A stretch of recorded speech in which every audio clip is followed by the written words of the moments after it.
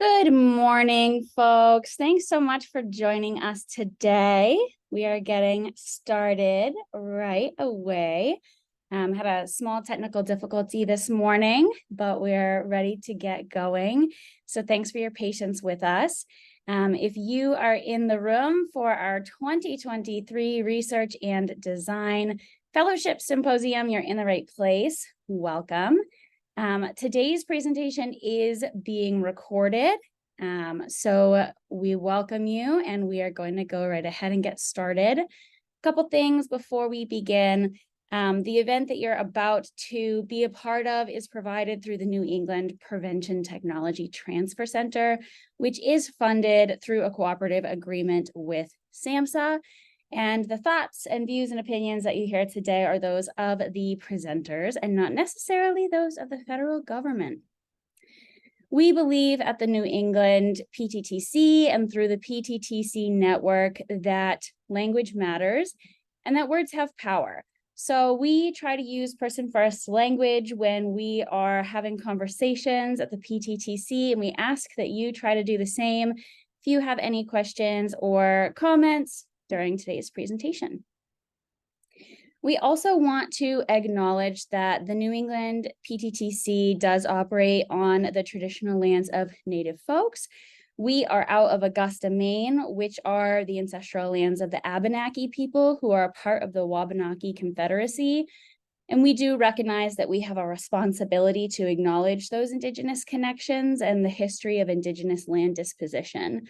So we encourage you to learn more about the stewards of the land that you live, work, and play on by working with your Native neighbors and by visiting this website, native-land.ca.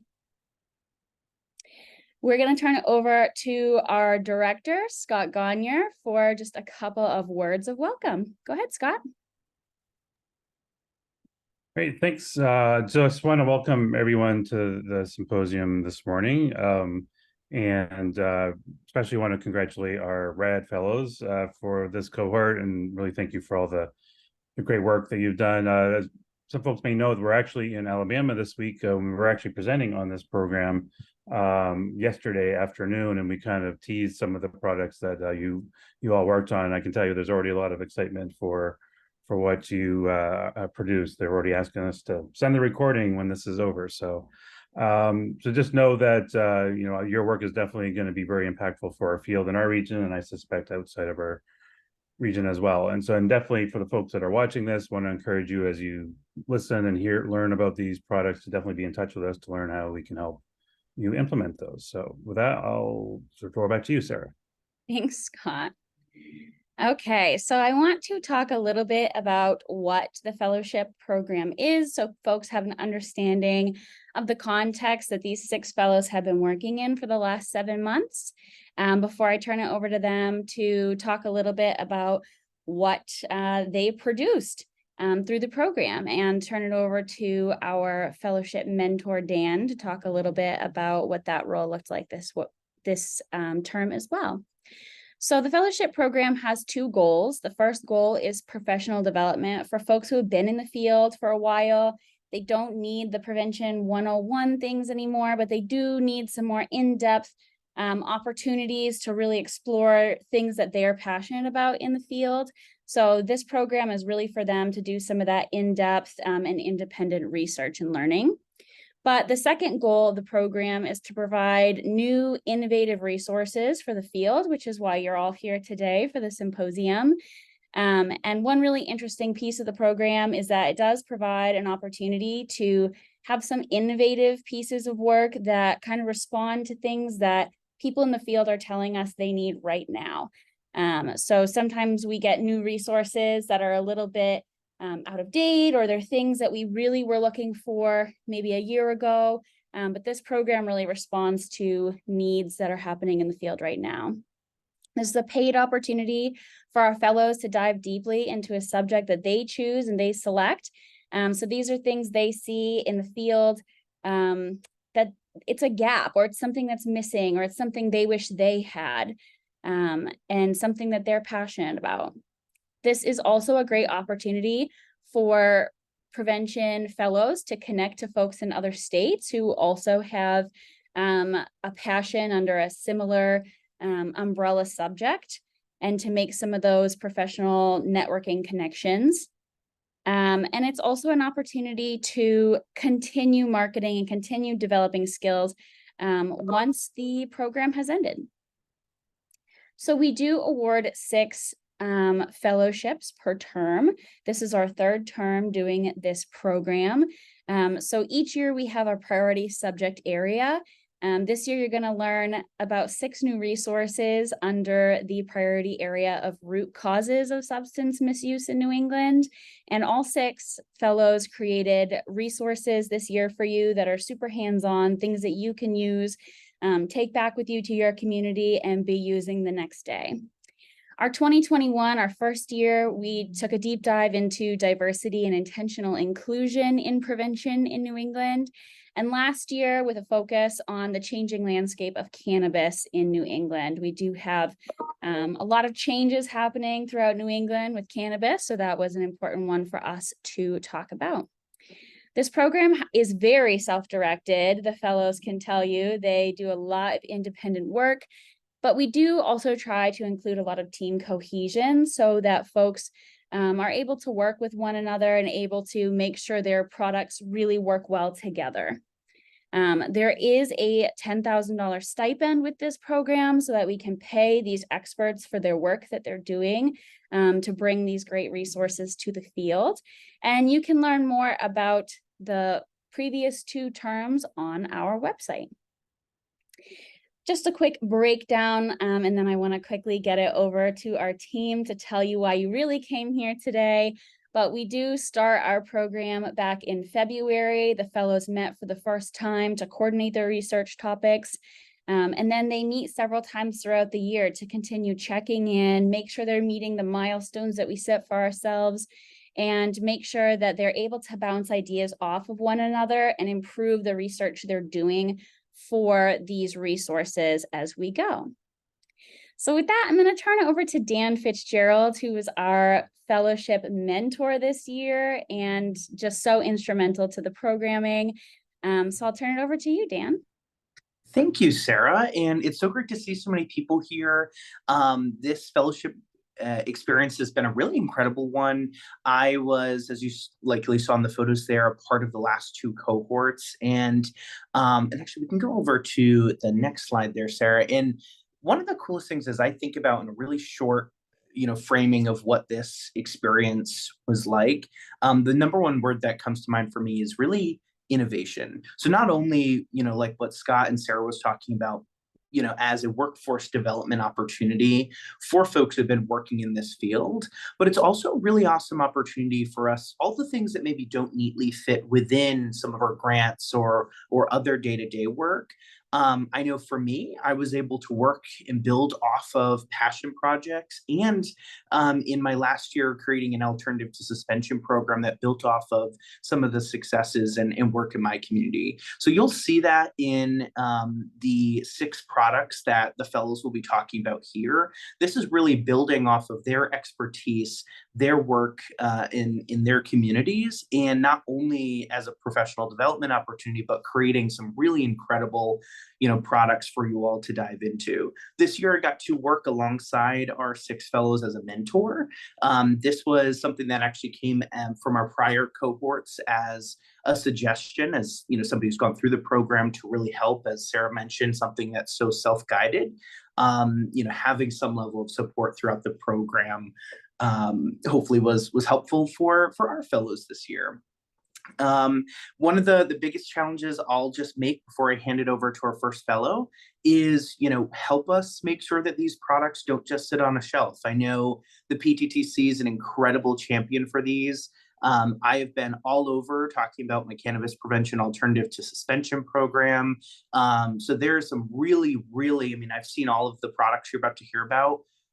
So many incredible uses in all of our communities. So I definitely, you'll be hearing kind of a little pitch about each of them today, but definitely at the end of this, when you get that link, be sure to dive in a little deeper and reach out for any questions and NT support you need. So with that said, I am honored to hand it over to my colleague and our Massachusetts fellow, Christina. Take it away, Christina. Thank you, Dan. As Dan said, my name is Christina Mancebo Torres, and I am the Massachusetts Prevention Fellow. Today, I will be discussing preventing and addressing adverse childhood experiences, also known as ACEs, in Hispanic and Latino communities in Massachusetts. So before I get started, because how we self-identify is a really personal choice, I will be using the term Hispanic and Latino, but that doesn't negate other terms that people are using. So a little bit about me. I hold a bachelor's degree in Spanish, and I have a master's degree in public health, as well as graduate certificates in epidemiology and global health. And I'm actually a current doctoral student in health sciences with a specialization in trauma-informed care. So trauma is a really important topic for me just because of my own lived experience. I am the current director of research at Casa Esperanza in Boston, which is a Latino serving treatment center in Boston. And I'm also the co-founder and assistant director of Centro de Ayuda y Esperanza Latina, and that is a nonprofit located in New Bedford, Massachusetts. Prior to this, when I started the fellowship, I was actually working for the National Hispanic and Latino Prevention Technology Transfer Center. And I also have some experience at the local level at health departments. I also do some global health work around mental health access in remote areas of the Dominican Republic. So I'm sure most of us have been in the prevention field for a while, so we've heard a lot about ACEs, especially in recent years, but just in case someone doesn't know what ACEs are, they are potentially traumatic events that occur in childhood. And some examples of this include experiencing violence, abuse, or neglect, even emotional abuse and neglect. Witnessing violence, including domestic violence, having a family member with mental health or substance misuse issues in the home, having a family member who is incarcerated, or experiencing parental separation, which might be due to divorce, incarceration, or even immigration. So as you can see on this slide, some studies estimate that about half of children have been identified of having at least one of these ACEs. And around 10% have high exposure, which is defined as 3 or more. But the World Health Organization actually did a worldwide survey, and they found that 80% of US adults have had at least one ACE exposure. And for the rest of the world, it's about 70%. So we're talking really high levels of trauma worldwide. And while ACEs don't really discriminate, there are some populations that are disproportionately impacted, like the Hispanic and Latino community. And immigration trauma is a significant added risk factor for this population, as well as the barriers to support services that they don't really exist for this population in culturally and linguistically appropriate ways. So I chose this subject matter due to the significant correlation between ACEs and substance use disorder, mental health disorders, and other physical issues. As you can see on this slide, the World Health Organization found that 14.5% of adults with ACEs exposure also had a substance use disorder. And that's compared to around 5% of those without ACEs. And ACEs are also really connected to other issues like suicide, cancer, heart disease, and diabetes. As part of this research, my organization did a survey that really looked at ACEs exposure and certain behavioral health outcomes. There are some limitations to this because it was just a convenient sample, and it's also really hard to get people to fill out a survey in this population in particular. But the sample that we had was 105 individuals. Slightly more than half of them had high ACEs exposure. 43.4% of those people with high exposure were Hispanic and Latino. And when you look at that high ACEs exposure with behavioral health concerns, so things like depression, substance use, anxiety, if you just look at Hispanics and Latinos, 100% of them have had lifetime behavioral health concerns. And then around 93% of non-Hispanic and Latino. So no matter who you are, you're really seeing these negative outcomes associated with ACEs. So due to all of this information and working with the Hispanic and Latino community for several years now, and really being part of this community, what I started to see was that the church is an untapped resource. When I started doing this type of community level work, I would often ask, where do you feel safe? Where do you go to when you need help? And in the Hispanic and Latino community, everyone told me churches. As I started to work with churches, they would often tell me that they are not equipped to handle the things that they are seeing when it comes to trauma and mental health and substance use. So for that reason, I use this information to create a guide for the Spanish-speaking churches, Hispanic and Latino churches, with basic information of what is trauma and how it is affecting our community, especially in Massachusetts, with recommendations for prevention and intervention. It is also available in Spanish, so there's one guide in English and another in Spanish, and those will both be online once it's made public. And this tool really helps with Hispanic and Latino engagement. When I worked at the community level, I heard a lot of the time that people were struggling to reach this population, even with Spanish-speaking staff, even with all the things that they need to reach the population well, there still was a barrier. And so this allows for engagement with one of the most universally trusted systems within this community. Trauma is a significant need, even within the churches. That survey I talked about, 95% of the people that took that survey were inside the church. So we're seeing high levels of trauma inside the church. We didn't even look outside of the church practically. And so we're already seeing an issue there, and the church doesn't feel equipped to handle it. And a lot of people in the population don't know where to turn for help, or they experience significant barriers. They don't know how to navigate the system. So this tool can actually help you be a resource to this population. So with all of that said, if you have questions or you want to reach out for guidance, my contact information is on the next slide.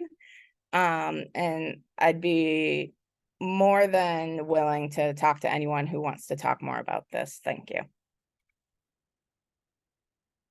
And now I'm going to turn it over to Mariah. Thanks, Christina. Hi, everyone. I'm Mariah Flynn. I use she, her pronouns. I'm the fellow from Vermont.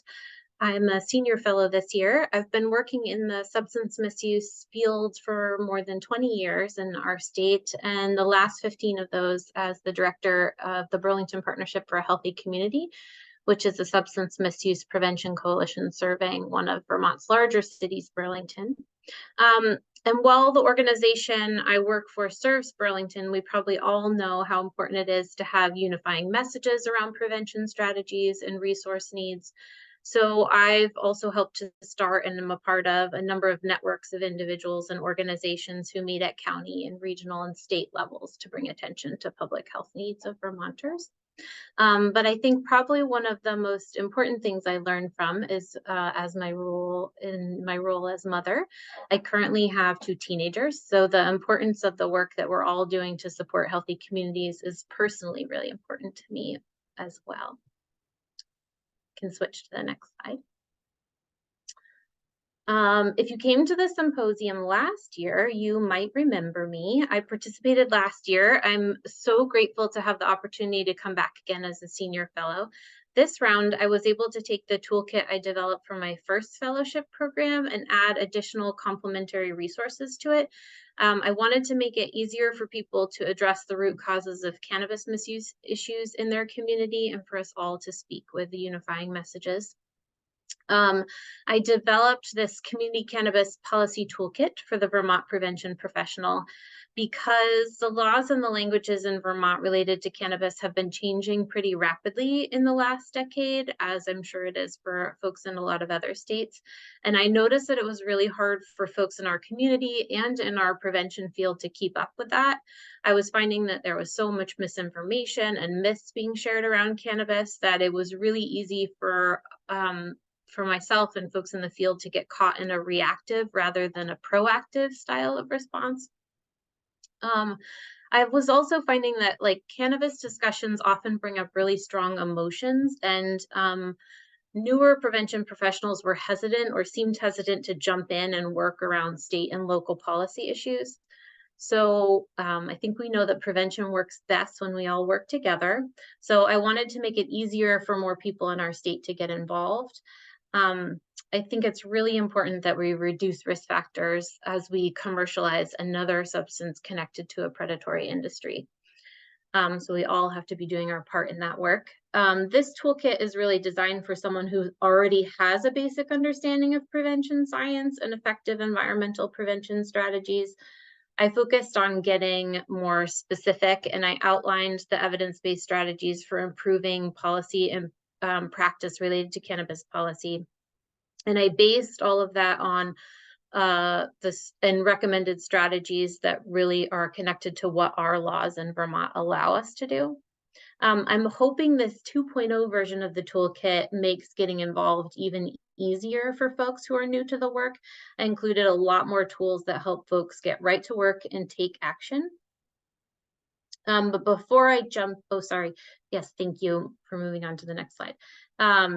So before I jump into the new stuff in the toolkit, I first wanted to take a quick recap of what I consider to be one of the main components of the original toolkit. When I started in the field, I read a lot of the guides around community prevention that were available, and there's a lot of great information in them. But I found that a lot of them outlined like key components of the work, like assessment and capacity building and planning, but they don't get into a ton of detail. And I really needed a roadmap to help me figure out how do I get to the point A of this problem to the point B, which is the solution or the policy improvement.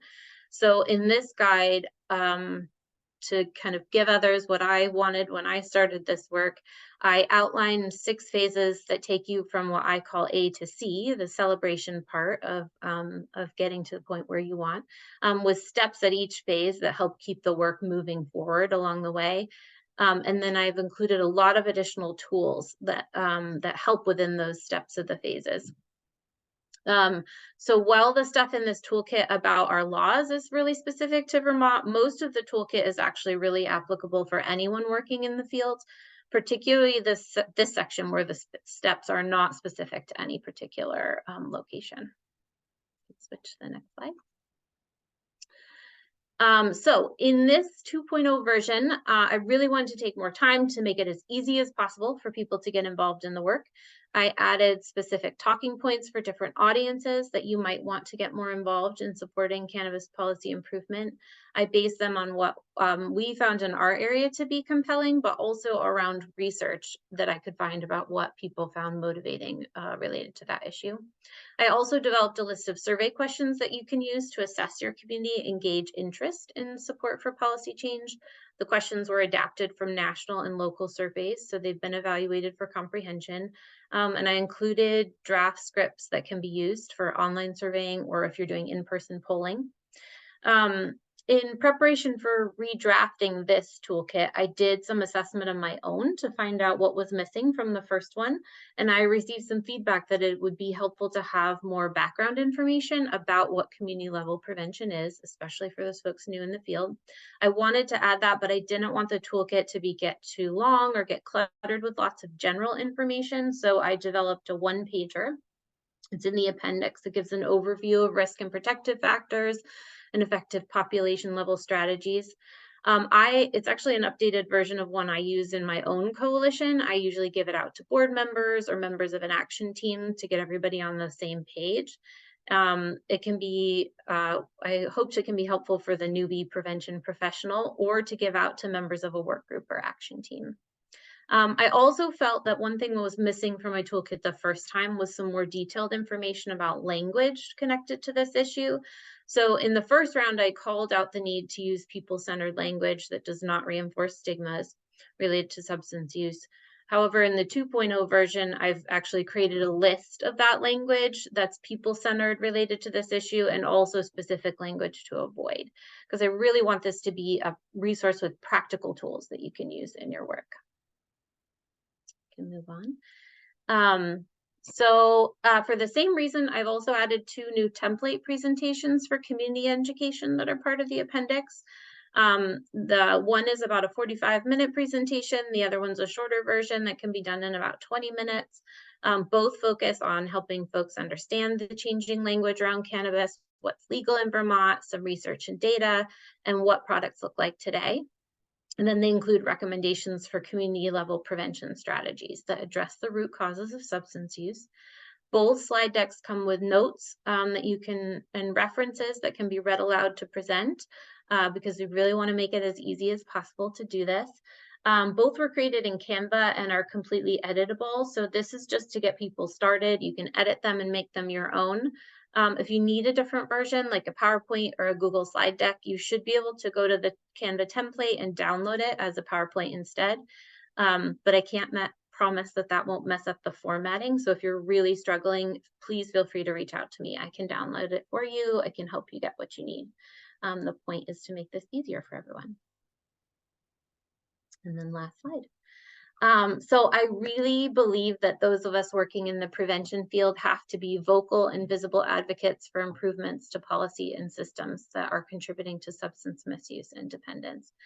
But often it feels like there's uncertainty around rules and restrictions for nonprofits, and there's questions about advocacy versus lobbying, and it keeps some of the folks in our field from fully engaging in that work. There is really just a lot we can do as part of our jobs and also as private citizens. So I wanted to make it easier for us all to be a voice for public health in our state and our communities. I hope this helps you in that. Please feel free to reach out to me if you have any questions or need the resources provided in a different format. I want to give a really big thank you to the PTTC for continuing to provide this opportunity and for letting me be a part of it again. It was so wonderful to have this outlet and get all the ideas that are always swimming around in my head out into a more useful place for other people, hopefully. So thank you so much. And I will now pass it off to Pam to tell you more about herself and her project.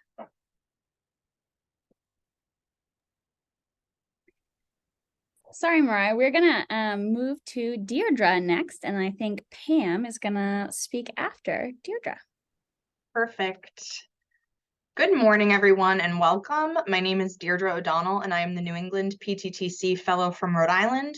I use she, they pronouns, and I identify as a queer femme in my own life. It is a pleasure to be here with all of you today. I am presenting a prevention toolkit titled Preventing Root Causes of Substance Use in LGBTQIA+ Youth, Proactive Upstream Techniques to Address Minority Stress. Let me share a little bit about myself before further explaining the publication I have created to assist you all in your work to reach this population in an inclusive and affirming way. My professional experiences: I'm currently a grant manager for the Eliminating Tobacco Disparities Grant for LGBTQIA+ youth with the South County Prevention Coalition. I am also a professor of gender and women's studies and women's health for Rhode Island College. I am a teaching artist for the GAM Theater's LGBTQIA+ acting program, research and design fellow for New England PTTC. I'm the former program coordinator for the National LGBTQIA+ Health Education Center, which is part of the Fenway Institute and Fenway Health in Boston. I have over a decade of experience in training and technical assistance in public health and prevention, including suicide prevention, Narcan training and opioid overdose prevention, sexual assault and rape prevention, domestic violence prevention, comprehensive sexual health education in public schools, and HIV and STI prevention and case management in the Rhode Island prison system. In my free time, I am a board member of the Rhode Island Healthy Schools Coalition and a member of the National Reclaiming Sacred Tobacco Coalition. We can go to the next slide. This toolkit consists of a call to action letter, a page explaining where we currently stand in the United States when it comes to health disparities for LGBTQIA2S+ youth, a page of quick data highlighting those health disparities, a visual explaining the minority stress complex as a root of substance use among LGBTQIA2S+ youth, and some resources and evidence-informed ideas for how to build resilience and host events that will ensure we reach LGBTQIA2S+ people. As public health and prevention practitioners, it is our responsibility to provide inclusive and affirming services to queer youth, and it is their right to receive those services. If we work together to combine upstream and downstream prevention efforts with creative, evidence-informed programming, we can achieve health equity for all people. Before we dive a little bit deeper into the concepts of minority stress and best practices for working with these youth, it is important to first break down this entire acronym into its smaller components. LGBTQIA2S+ is not a monolith. It represents a lot of different identities in there, and it stands for lesbian, gay, bisexual, queer, questioning, intersex, asexual, two-spirit, and other sexual and gender minority populations that might not be explicitly listed here. Moving forward, you might hear me simplify the acronym into queer youth, but please know that not every single LGBTQIA2S+ identified youth is necessarily going to use the term queer. Queer used to be a predominantly used as a slur for this community. Back in like the 50s and the 60s, a lot of LGBTQ+ people were pushed out into the outskirts of society and severely oppressed, which I'll get into a little bit more deeply in a moment. But since it used to be used as a slur for so many people in this community, it's something to keep in mind and be aware of that it might be offensive to some people still. Generally, the best practice that I share with people in my work is to be an active listener and utilize the terminology that someone uses for themselves and always reflect it back to them. It can be as simple as listening for a word that a youth uses and then reflecting it back to them, which I can model for you right now. So for example, if someone tells you that they identify as pansexual, you could say something like, I heard you say you identify as pansexual. I know that can mean a lot of different things to different people. If you feel comfortable, could you share with me what that means to you? And anytime you see me use quotes, it's to represent that someone is sharing that that's how they identify and that's the label that they're using. I'm not trying to like make light of it by using quotations. LGBTQIA2S+ people face extreme health and education disparities due to stigma, discrimination, bullying, misinformation spreading. And this toolkit will help you be a good ally, incorporate affirming and inclusive practices into your work, and help achieve health equity for LGBTQIA2S+ youth by addressing the root cause of substance use, which is the minority stress complex. Let's go to the next slide. Getting into where we stand as of August 2023. Right now, there are over 490 anti-LGBTQIA2S+ bills that have been introduced in legislature nationwide across this country. These bills are attacking youth opportunities in areas including education, accessing affirming and inclusive healthcare, participating in sports and other extracurricular activities, having their identities respected, having data collection and school surveys that actually gives us insight into local level health disparities, and so much more. Many of these bills are moving forward in legislation, but even if they do not become laws and policies, let's think for a moment about the message that it still imparts on young people today when they see those kinds of things in our media. They still increase anxiety, depression, and send messages to youth that overall contribute to the stress that comes with living in a society that is not affirming and welcoming. And it's our job to make that better and improve that moving forward. Queer youth experience increased prevalence rates of suicide, self-harm, and substance use due to the minority stress complex, which we'll explore more in a moment. Research shows that having even just one supportive and affirming adult can dramatically reduce the risk of suicide, self-harm, and substance use in this population. For decades, LGBTQ plus people have been shamed and pushed to the outskirts of society. In the 60s and 70s, some of the only safe places for queer people were places like bars where folks could freely hold hands, dress in drag, express themselves freely without fear of persecution. Right now, even here in Rhode Island, which is overall a pretty progressive place in this country, there are still school districts that have this misguided belief that asking demographic identity-related questions about SOGI, which stands for sexual orientation, identity, and expression, will somehow, quote unquote, put these ideas into youth's heads, which we know from research is not true.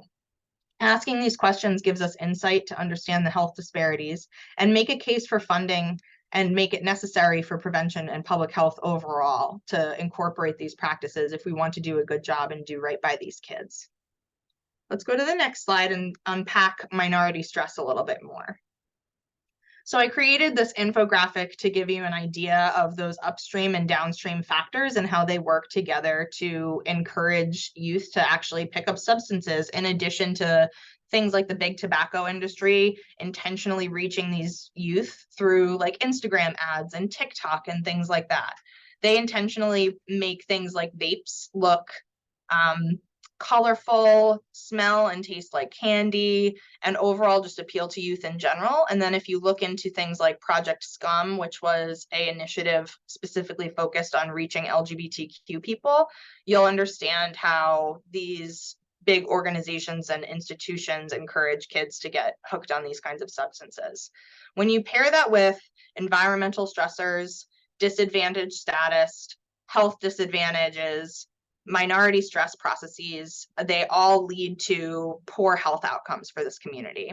So for example, having a lack of appropriate pronoun, name, and demographic information on medical forms will lead to a prevention specialist assuming demographic information and thinking maybe a kid might identify as heterosexual or cisgender, which means that they might miss those key health indicators that are going to make them ask the right questions when they're doing things like risk assessments. If a student is not out to a prevention worker, it can lead to assumptions about the student's behaviors, missed opportunities for services, and things like that. Student might internalize shame and stigma because of a lack of adequate and affirming resources, which results in higher levels of stress and internalized depression. And all of those things work together to create those negative health outcomes, like having a higher allostatic load, hypertension, which is just high blood pressure, likelihood to engage in substance use, mental health concerns, suicidality, and self-harm. Let's go to the next slide. Here are some quotes from local youth in our community here in South County, Rhode Island. One student participant at a South County Pride Club told me, "A lack of queer inclusive sex education is one of the reasons so many of us feel invisible, don't know what to do, feel lonely, and turn to things like vaping to fill the void." So you can imagine that if a student is in health class and their identities and behaviors are never represented or talked about in terms of how to keep themselves safe, that can lead to that sense of invisibility. And if they don't have something like a GSA, like a Gender and Sexuality Alliance, or a Pride Club, or an adult that they can talk to, it can lead to those urges to want to self-medicate in some kind of way. A student participant at a South County Gender and Sexuality Alliance meeting in March 2023 said, "It isn't us you need to focus on educating better. It's educating the straight cis kids who wait behind lockers in the hallway to shout out our dead names just to be jerks. Those kids won't be happy until all of us trans kids are dead." And that's a heavy concept and quote to sit with, but I thought it was really important for us to share here today. Let's go to the next slide, please. To wrap everything up in tools for building resilience, these are the things that you're going to find in your toolkit. Strategies for providing affirming, inclusive, and trauma-informed care and prevention, tips from local experts with lived experience, ideas and recommendations from local LGBTQIA2S+ youth, including quotes and local level statistics. I want to make sure that I mention the importance of inclusive prom and dance events, representation of your coalitions and prevention work at local pride events in your communities, having inclusive and affirming sexual health education that is accurate, presence of a GSA, aka Gender and Sexuality Alliance, in every single public middle and high school would be my personal dream, and presence of supportive and engaged adults who care. It is also important to actively recruit adults to your team who have lived experience and can provide a sense of queer futurity to these youth. You need someone who has lived experience, has made it through adversity on the other side successfully and happily, and can show these kids that it does really get better. Having trainings like safe zones and creating welcoming spaces also send positive messages to youth that make them feel like they're included and cared for. And sometimes simply asking and actually respecting a youth's pronouns or the name that they give you, or just asking them what they go by and how they want to be referred to, can go a really long way and show them that you're an ally who's willing to listen and care. Let's go to the next slide, please. With that, I wanted to thank you all for the opportunity to showcase my work from the last 7 months here today. Thank you all so much. Thank you to my job for letting me do this. And thank you to the New England PTTC and SAMHSA for funding this work. Here's my contact information if you want to reach out to me, and I can also put these in the chat.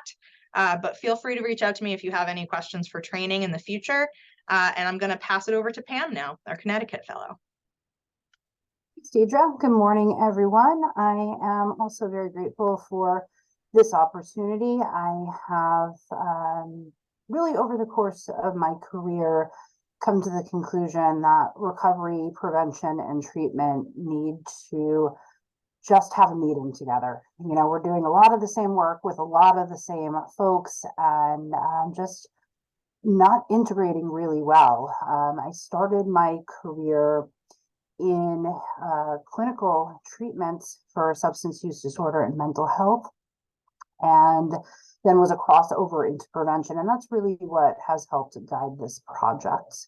So on the next slide, we can just look at my bio, which will help explain some of the background for this. So I have a degree as a licensed professional counselor, licensed alcohol and drug counselor, also a recovery support specialist. I have 23 years clean and sober today. So I'm thrilled to be able to use some of my lived experience to inform this project.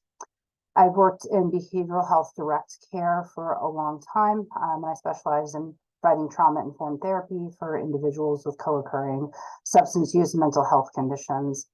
And with that, I have done a lot of work as a clinical supervisor as well in multiple settings, and supervised often intensive outpatient programs. And with the intensive outpatient level of care, clients may be there 9 hours a week, 12 hours a week. And this gives a lot of opportunities to share great prevention and recovery information with them, along with the treatment interventions that are common. So I did at one point switch over into collegiate work and doing prevention and recovery work there. And that's when I started to realize that there were some transferable skills between the clinical world and the prevention and recovery worlds, but they're distinct fields. So I guess I just want to call that to everyone's attention. It's amazing to me that you could spend so many years being a drug and alcohol counselor and then show up to do some prevention work and say, I don't know what I'm doing. I don't know some of the basics. And this toolkit is really to help clinicians upgrade their knowledge of what tools are out there, and then give the knowledge directly to the families who are most at risk for substance use issues with their children and are currently struggling with substance use in their family. So it's a very practical resource that people can just put up in the IOP room or any setting that someone is engaging in treatments. They are able to go through 2 different slide decks. So one slide deck is recovery focused. We throw the word recovery around a lot, especially in treatments. And sometimes it's a wonderful thing.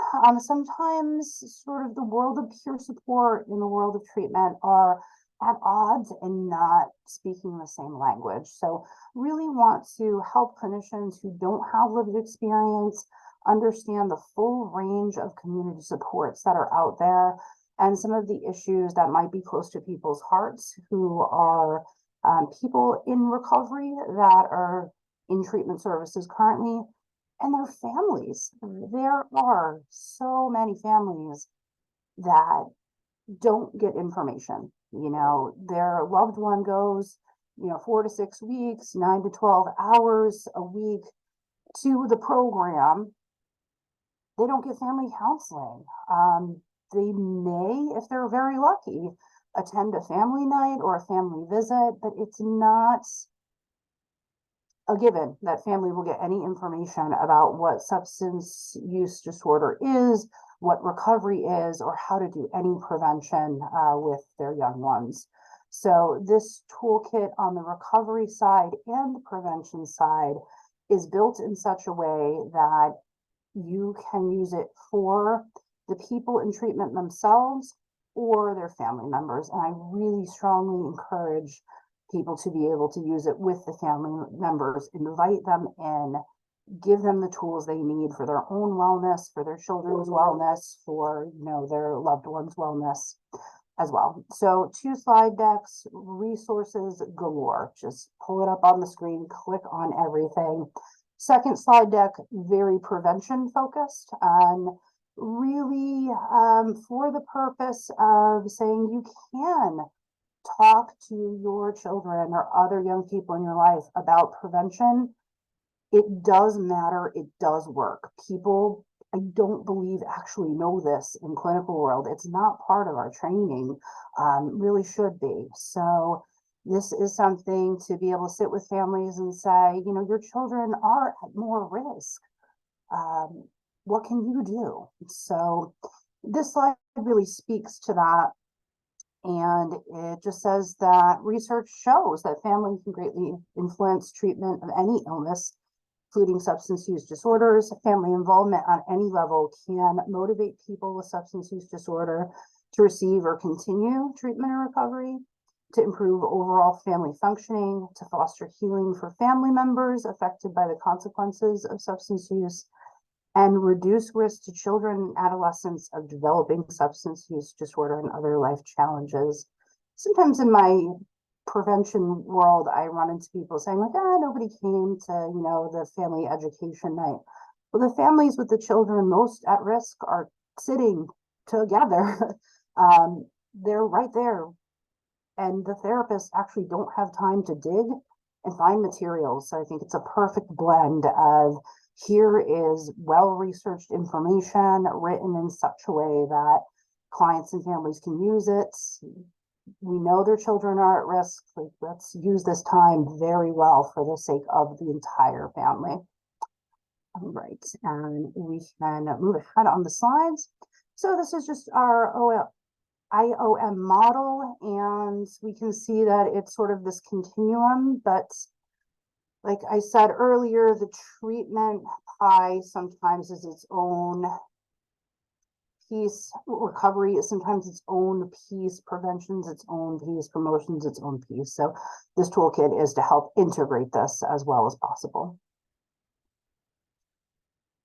And so the recovery PowerPoint is enormous because there are so many resources that people don't have. They don't know what a substance use disorder is. We show those videos to kids, but not to the people who actually are identified with having it. They don't know the names of the different providers that are doing their care. They don't know what services are available to them.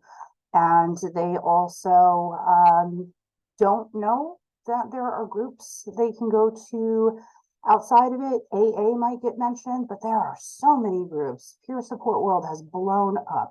So this is to educate both the therapist and the clients on what is out there. There are beautiful guides to family recovery. They're just sitting on SAMHSA websites that I'm sure people are not handing out. So I want to give those directly to the therapist and directly to the people.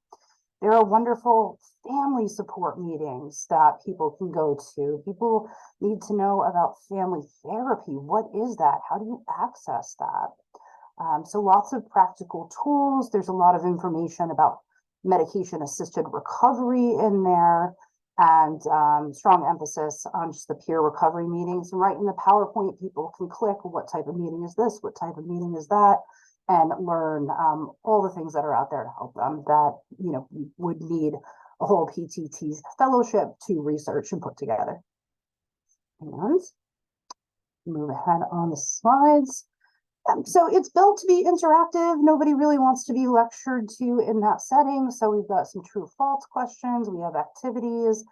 And all throughout the slide deck is just a bunch of clinical supervision on each slide, choice points of what you can do with it. You know, how you can incorporate the activities that are normally built into treatments to be part of this slide deck. So they're doing what they're tasked with doing, as well as being additive in ways that are not, unfortunately, not typical for our field. This is an example of just all the meetings. Anybody can click right there and open up the website and show, you know, these meetings can be accessed in this way. This is their philosophy. Let's look at the ones that are local to us. And included on there are some mental health peer support resources as well. So these are just other examples from the prevention slide deck, and it shows that we're just giving very simple instructions, like talking matters, do it early, talk often. And that's an example of a parent tool that people can call if they're worried about their young people using substances already. They can talk to a parent coach. So what a wonderful resource people don't know about. So very simple, very direct things that they can apply right away. And a lot of this is gleaned from the Talk They Hear You campaign. So this resource, as well as all the other resources throughout the entire presentation, are in just the Family Recovery Guide. They can watch it on their own. They can download this app. We want to make it as accessible as possible. SAMHSA has already done this. So it's really about just making sure people know this exists so they'll utilize it. And this is an example of the family handbook that can be just sent to anybody who watches this presentation. Everything is clickable. Everything from the presentations is loaded in there, so families have anything they could possibly need to know. And like I said, both presentations can be used with the person in treatment or their adult family member. Both have the notes with clinical mindset put to it to have the best use of the material, and both have the corresponding handouts. And thank you for all the work that you do. And I really do hope this product is helpful to people's work as well as the people that you serve. Feel free to contact me. I will talk your ear off about it. Thanks. And we are going to go to the main senior fellow now, Jeanette. Thanks, Pam. Hi, everyone. I'm Jeanette Dosava, and I am a senior fellow from Maine. I was very fortunate to participate in the cohort last year, focusing on cannabis prevention. And when I saw the topic for this year, I knew I wanted to apply again. So thank you for being here today. So a little bit about me, I use she, her pronouns. I'm a prevention specialist, and I've worked in Maine for my whole public health career so far. I am fortunate enough to be based in a high school in Southern Maine in Westbrook, where I serve as the program director for Westbrook Partners for Prevention. We are grant funded and have the Drug-Free Communities grant that makes a lot of our work possible. I also wear some other hats. I am a part of the board of directors for NAMI Maine, and I participate in Rotary along with some other things. And I am going to talk to you a little bit about my product today. So as you've heard, our topic was addressing underlying causes of substance use. And when I saw this theme, I instantly knew I wanted to apply and have a proposal for it. So much of the work that I do in Westbrook is involved with adults and youth who have experienced some type of trauma. And I developed this handbook for adults. And my goal was to, really focus on parents and guardians, but also other adults. You can't talk about underlying causes of substance use without talking about someone's childhood. And in childhood, there's a lot of adults that are influential in that development. So the product itself, it talks a little bit about adverse childhood experiences, which, I won't go into a deep dive because I know so many of us on the call are very familiar with those. But then I also talk about resources to prevent and mitigate impacts of ACEs and trauma, early prevention, a really high level focus on organizations, resources that are local to Westbrook, Southern Maine. But I broadly also mention things that are universal. So, a lot of our communities might have a Boys and Girls Club or a YMCA or organizations that youth can be linked to connect them to caring adults. Next slide. So like I mentioned, my audience is really geared to adults who interact with youth. And there's two tracks, the parent guardians and other caring adults. And I think we can all think back to a teacher, coach, someone in our lives, maybe in our childhood, that made a positive impact on us. And like the research says, it only takes one caring adult to make a positive impact on a young person's life and really serve as a protective factor against substance use.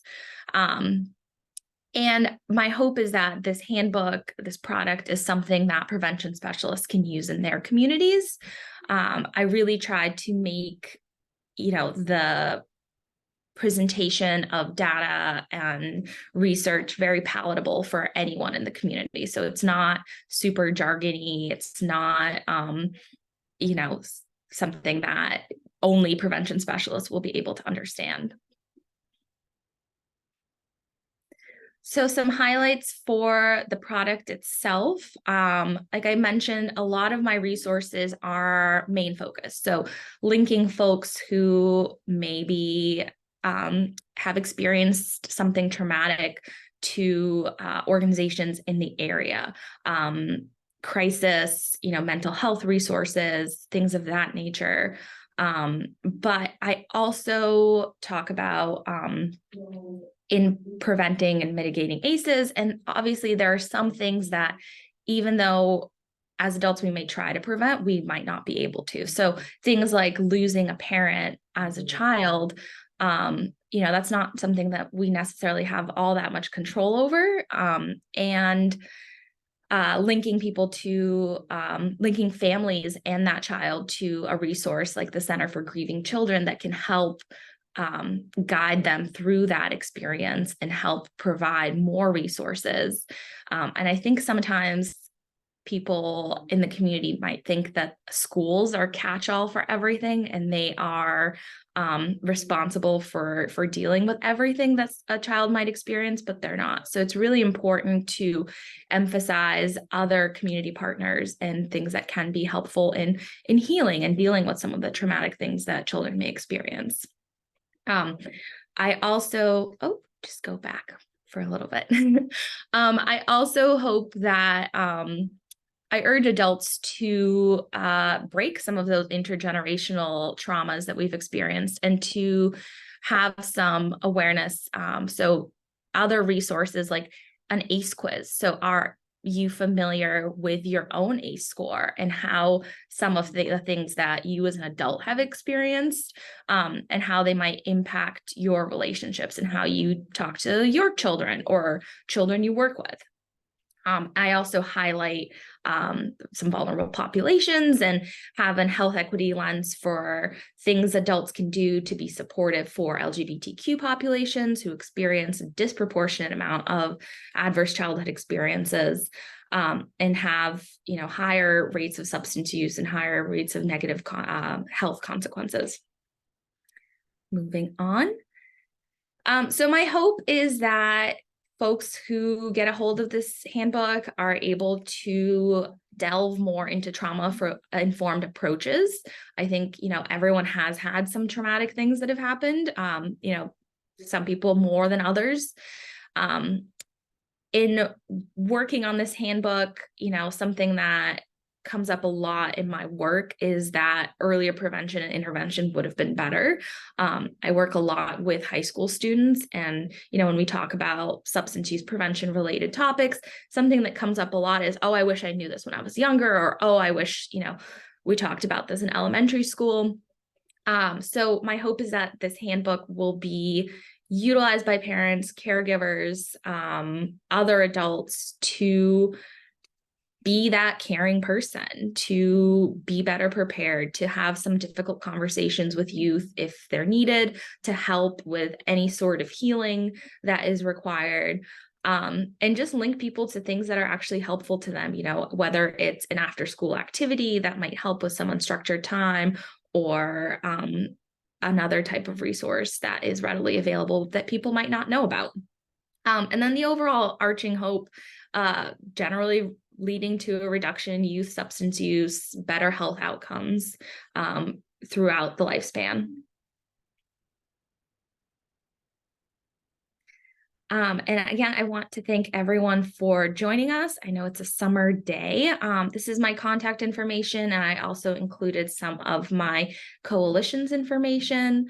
It's really been a pleasure being able to work with the PTTC for 2 years in a row, and I would definitely encourage anyone to apply for subsequent years if this program continues. And last but not least, I'll pass it off to my colleague, Tamar.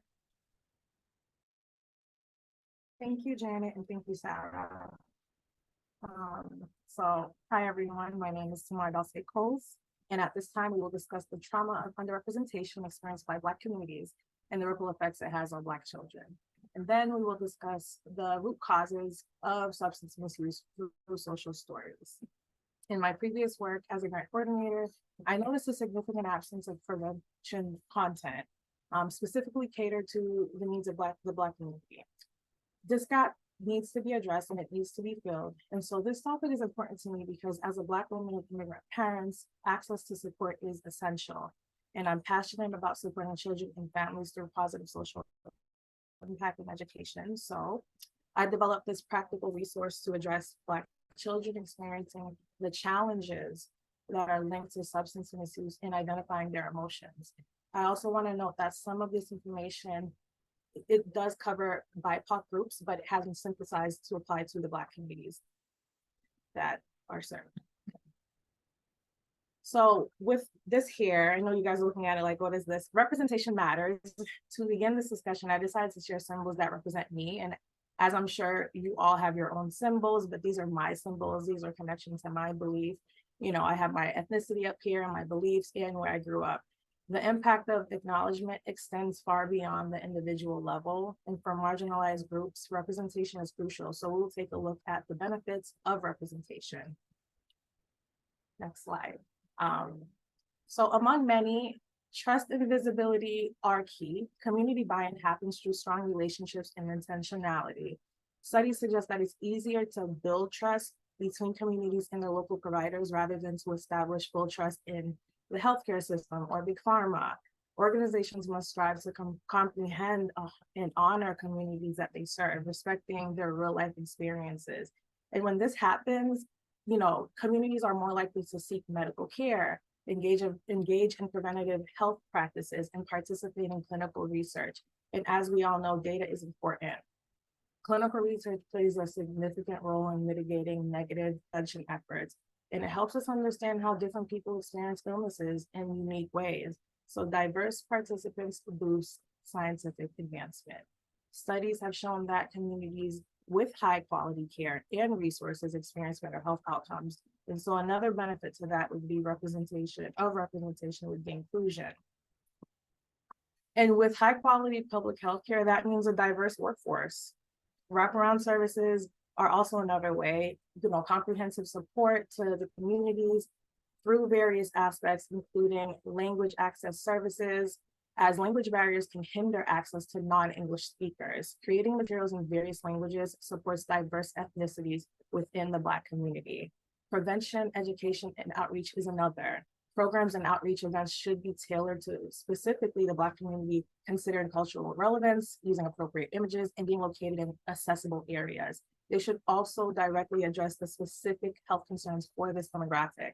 And last but not least, offer behavioral mental health services through culturally sensitive counseling. And that acknowledges the unique stressors and challenges faced by this group. And so now that we've talked about some of the benefits, I would like to discuss the flip side of that, which is the risks of underrepresentation. I would like to note that, you know, we're looking at these numbers, the numbers don't lie. This group has increased by 30% since 2000. And to simply put it, the Black population in the US is growing and will continue to grow. And this is all the more reason why we need DI efforts to be enforced. The Pew report revealed that only a small percentage of workplaces in the US prioritize diversity in the workplace. If we compare the percentages to the right, you will see that Black professionals were at the highest percentage when recognizing DI efforts as valuable, while white counterparts came in at less than half, with opinions divided on the subject. And this is due to factors like gender, age gaps, and different political affiliations. In looking at the public health professionals by race, we see an ongoing problem of underrepresentation in the workforce. If you look at this graph, you will see that the most common race in public health is 59.8%. All, you know, white makes up 59.8% of all public health workers. The lack of representation will continue to hinder health outcomes in the Black community. It will hinder innovative measures, access to effective resources in terms of race-conscious policies that aim to improve conditions for marginalized groups like the Black community. To close this gap, organizations can improve public health by investing in programs that support outreach to targeted communities, the diverse workforce by offering minority fellowships, scholarships, professional development training, tuition assistance, and among many reasons, train and hire people that resemble the communities they serve. You know, Bernice King said it best: if you don't think representation matters, you are probably well represented. And I would like to let that sink in for a second. The Black American experience with public health is a critical component of healthcare. So I will take you guys over to my next slide and we'll take a look at that. So what are the contributing factors to the root causes of substance misuse? Well, historically, this group has endured healthcare atrocities deeply rooted in the legacy of slavery. This legacy continues to impact every aspect of the lifespan, from socioeconomic status, health outcomes, educational opportunities, the justice system, and overall well-being. In 2021, the Pew Research Center conducted a report on Black Americans' views of and engagement with science. And 55% of Black adults describe misconduct by the medical research scientists as a concern. 40% of Black adults report having to advocate for proper care. Excuse me. As you can imagine, the Black community's concerns of unethical behavior in the medical research is higher than the general population's concern. As much as we'd like to think that these things are a thing of the past, they are absolutely not. In 1932 to 1972, the Tuskegee experiment targeted 600 Black men as guinea pigs, and they were purposely left untreated for syphilis. At the end of this study, only 74 men remained alive, and a formal apology was only offered two decades later, and no one was prosecuted. In 1973, without consent, Black children ages 12 and 14, the Ralph sisters, were involuntarily guinea pigs for a new drug. It was called the Depo-Vera, and I'm sure some of you have heard of it. This led to their sterilization and infertility, and there was no apology and no prosecution. And when discussing all of this information of unethical experiences experienced by this community, I must discuss Henrietta Lacks, who died of cervical cancer. In 1951, her cells were stolen from her. These cells were known as HeLa cells, and they provided many medical breakthroughs and discoveries in modern medicine. There was no consent, nor was there any reported conversation to her family until August 1st, 2023. And I'm gonna repeat that again because that was this month, August 1st, 2023. Please note that if you have not heard of these people or this information is completely new to you, be part of the solution by doing your research, amplifying their stories, and sharing this with someone you know. And now that we've discussed unethical practices, I would like to also discuss the substance misuse that has been addressed in the Black community and how bias policing plays a damaging role. In the 1700s, slave patrols were intended to create fear and oppress enslaved Black Americans. Later, these patrols manifested into Black codes. Despite the 14th Amendment's aim to grant equal rights, the 13th Amendment's contradicting clause allowed slavery through different methods, including imprisonment. This resulted in Jim Crow laws being enforced, and the Black communities, every time there was a code violated, it was excessive force. All of these factors are linked to historical inequalities surrounding substance misuse in the Black community. Substance misuse has been linked to slavery. Enslaved Black Americans were forced to perform long, grueling hours of work while enduring injuries, illnesses, brutal physical punishment, and to subdue them, in these peace revolts, they were given opium and alcohol. Substance misuse in this community is linked to genetic predisposition for alcohol use disorders and substance misuse, leading to intergenerational effects. In the early 1980s, we see that the emergence of crack cocaine predominantly affected inner city neighborhoods across the US. The drug-free zone laws are one of the oldest sentencing policies derived from the war on drugs era in the US. However, these laws carried harsher punishments for drugs found within this area, unequally impacting the Black community. And during this time, the justice system's criminalization of Black individuals living with substance misuse issues, it fails to recognize it as a disease, further adding to the stigma that we still see today. These policies directly originate from slave patrols and Black codes. I would like to note that in 2009, a study by the Prison Policy Initiative discovered that people living in cities were 5 times more likely to live in close proximity to a drug-free zone compared to those living in rural areas. The United States has the highest number of people in prison compared to any other country. And as of May 2020, prisons, parole, and probation operations cost the US taxpayers $81 billion a year. The legacy of slavery has greatly contributed to modern day mass incarceration. And with all that we have discussed, because it was a handful, we are going to discuss the ripple effects that it has on Black children. For starters, trauma is the body's emotional response to a stressful event, and the cortisol in the body is what many of you know as fight or flight.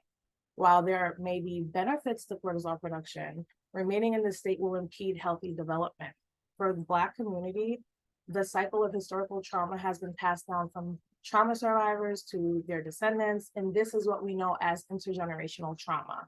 It impacts individuals biologically, mentally, and emotionally.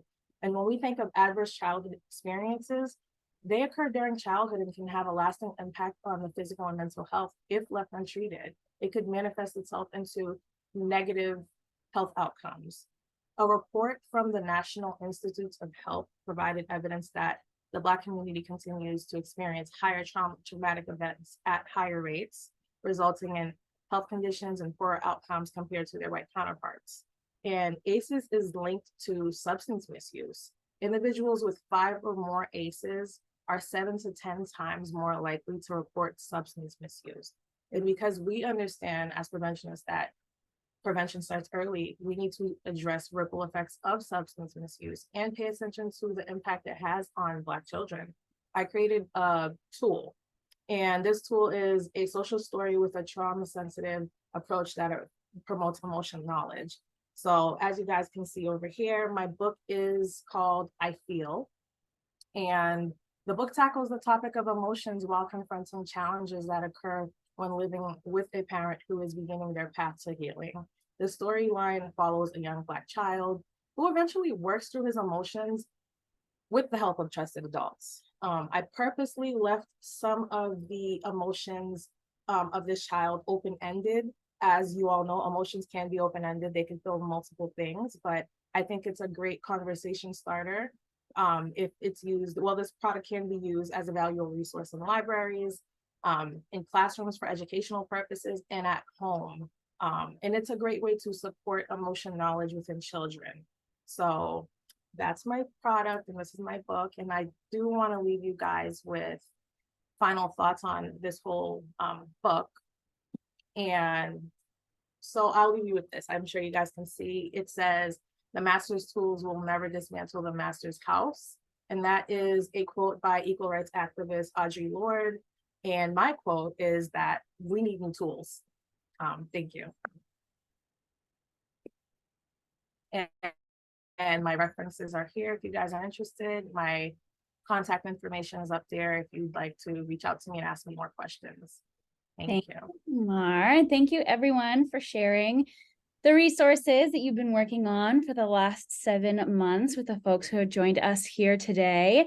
I do have the contact information for folks up here on the screen, and I think the fellows are going to also share those into the chat so you can copy and paste those. We do have a few minutes if folks have some questions, and then we will share the link that you've all been waiting for to every one of these resources that are available today for folks to start digging more deeply into.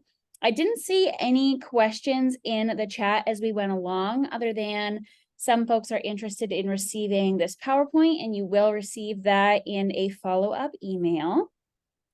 Did anybody have questions for the fellows that they wanted to unmute and ask? We have time for that now.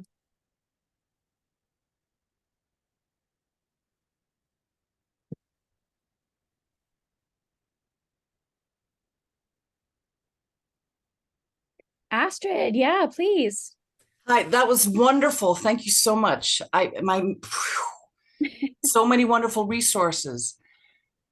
I'm thinking, how can we get these resources in a way into the hands of folks that are providing therapeutic services, as opposed to hoping that people will visit the website, right?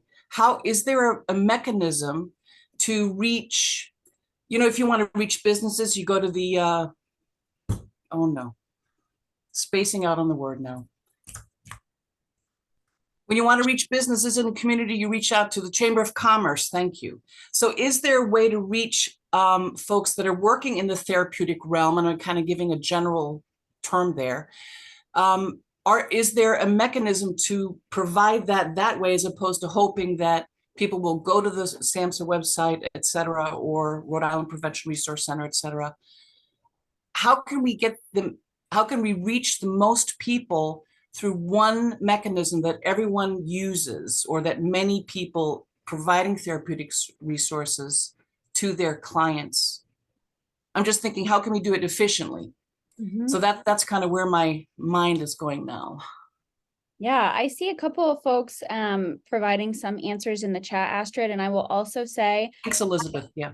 I totally agree with you. I think it's so important to get the work that these fellows do over the course of their 7-month term into the hands of people who can use them. I know on our end, we're always sharing these resources, even from the 2021 and 2022 terms, with folks whenever we're going to places where folks in our field are going to be amassed. So when we go to conferences, when we go to trainings, we're bringing these physical printed copies with us, and the scans so that people can go to the website and get those resources there as well. But I am also open if anybody has other suggestions or ideas where we can disseminate. I'm completely a proponent for doing that. And just to add in on that piece a little bit, and love that question, Astrid, because I think as we said in the beginning, the whole goal here is not for, we just made these 6 incredible products. Great, they're on the website. Let's just keep running. And, what came out of this symposium last year is participants like yourself reaching out afterwards to say, hey, for example, last year I made a product really for a school-based environment, but I had folks saying my superintendent or my principal or disciplinarians, they wouldn't be going to a PTTC training necessarily, but they do need to hear about this. So let's come on in, let's do another training for folks within our school district or within our county or so on. So I think it's a really cool opportunity for everybody on, I have, notes jotted down right here of just, even though I've seen every one of these incredible products already, just hearing that first person, perspective of how and why they came together. I already now have more ideas of like, oh, I need to get this in front of this person or this organization. So I think it's a great call to action for all of us here to, think through who may not be sitting on this call right now, but what impact could really go. So yeah, I love that question. Yeah, thanks, Dan. Thanks, Astrid. I see Taylor, you have your hand up. I do. Thank you so much. Congratulations to all of the presenters, and congratulations to the PTTC for having this forum. I'm overwhelmed by the knowledge, and I second Astrid's point. How do I bottle this up and bring it into every conversation that we're having now? Most poignantly, what we're working on are the opioid settlement funds, right? Our behavioral health leaders, our commissioners are thinking about ways to spend these billions of dollars that are coming in. And in Region 1 specifically, the 3 things that they're really invested in, or that they want to be invested in for the next 18 years, they have real potential to change the trajectory of a whole entire life, right? From 0 to 18. So youth mental health, primary prevention, right? At least that's what I'm advocating for too. Housing and data. And it's come up several times. I wrote a proposal last night, what to ask these thought leaders that we're working with. How are we weaving in ACEs? I've heard it several times. How are we getting in front of it? How can I take this information and bring it to the decision makers, right? When they're thinking about how to spend this money, they need to see this. And so I'm just verbally reaching out to you right now and saying, I need this information. It's not just me saying it, right? You all are the practitioners on the ground doing the work. I need to bottle this up and say, you need to read this, you need to hear from. And I'm going to bring this work to do. So I look forward to working with Scott and Sarah and bringing your work forward. So thank you so much for your voices and the important work that you're doing. Congratulations. Thank you, Taylor. With that, I am keeping a keen eye on the time. So I do want to make sure that you get what you all have been coming here for, which is the link to these resources, which you can share with your networks. As Dan mentioned, and as I see Deirdre and Christina mentioned in the chat, a lot of these folks who are fellows here today are happy to work as consultants. So if you saw a resource product, an idea that really resonated with you and your team, please reach out to them, because that is one of the goals for our program, is that continued uplifting of these fellows who've done so much research and so much work in the last 7 months. So I see Dan has put that link in the chat that you've all been waiting for. I'm also going to put in the chat a link to our evaluation, which we would ask that folks take today to give us some feedback, what you could see next time, what you liked, what you're more interested in. If you are interested in applying for a fellowship, we do hope to be continuing this program. So keep an eye out for what our fellowship might look like next year and how you might be able to apply, and what our priority subject area will be for next year. And if you have a thought on what that should be, the needs that you're seeing, the trends that are emerging, gaps that you see in the field, please let us know. If it can't be a priority subject area for a fellowship, it may be some other technical need or training that we can help you with at the New England PTTC. So thank you everyone for joining us. Please make sure you grab that link in the chat. We'll also be sending it out as a follow-up email, so you will have that. It is live and available on our website now. So thank you for joining us, and we hope to see many of you soon, and we hope to connect you with these fellows who've done such great work over the course of the year.